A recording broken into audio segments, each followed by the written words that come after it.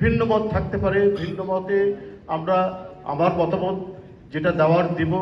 একটি পত্রিকা সেটাও বিভিন্ন মত দিতে পারে, সেখানে নানা বিদগ্ধজন সেখানে লিখবেন, তাদেরও সেখানে ভিন্নতা থাকতে পারে, কিন্তু সব কিছু মিলেই তো একটা গণতান্ত্রিক সমাজ, এবং এই সমাজের জন্যই তো আমাদের এত রক্ত দিতে হয়েছে, আমাদেরকে এত কষ্ট করতে হয়েছে। শফিক রেহমানদের মতো মানুষদেরকেও কারাগারে কাটাতে হয়েছে দিনের পর দিন, মাসের পর মাস। তাহলে তো তার একটা ভালো ফলাফল আমরা এখন ভোগ করতে চাই। কারো বক্তব্য এবং মতামতের জন্য কোনো প্রতিষ্ঠান, সেটা গণমাধ্যম হোক, সেটা সাংস্কৃতিক প্রতিষ্ঠান হোক, তার উপর আক্রমণ হওয়াটা, বিশেষ করে এই সময়ে ফ্যাসিবাদ উত্তর এই সময়ে, এটা কখনোই কাম্য হতে পারে না।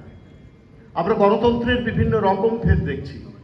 প্রকৃত গণতন্ত্র বা চিরায়ত গণতন্ত্রের আমরা যে বৈশিষ্ট্যগুলো জানি, সেখান থেকেও কেন যেন বিশ্বব্যাপীও এক ধরনের বিচ্যুতি আমরা দেখতে পাই। ইন্ডিয়াতে গদি মিডিয়ার কথা বলা হয়, মানে মিডিয়াকেও নানাভাবে রাষ্ট্র নিয়ন্ত্রণ করে এক ধরনের অস্ত্র হিসেবে ব্যবহার করে। নম চমস্কি তো বলেছেন যে স্বৈরাচারী শাসনে যেমন ডান্ডা, তেমনি কঠোর গণতান্ত্রিক সমাজে মিডিয়াও এক ধরনের ভূমিকা পালন করে, যেটা প্রকৃত গণতন্ত্রের সাথে যায় না। কিন্তু এই বাংলাদেশে এত লড়াই হয়েছে, আমি যদি 52 থেকেই দেখি, সবগুলোই তো হচ্ছে অধিকারের প্রশ্ন। অর্থাৎ যেটার মূল বিষয়টি হচ্ছে গণতন্ত্র। গণতন্ত্র না থাকলেই তো অধিকারহীন, অধিকার হারা হতে হয়।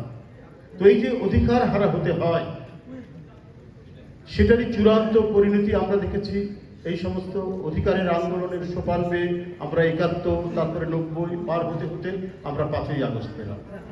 এরপরে কেন কথা বলার স্বাধীনতার উপর, মত প্রকাশের স্বাধীনতার উপর এই ধরনের আক্রমণ?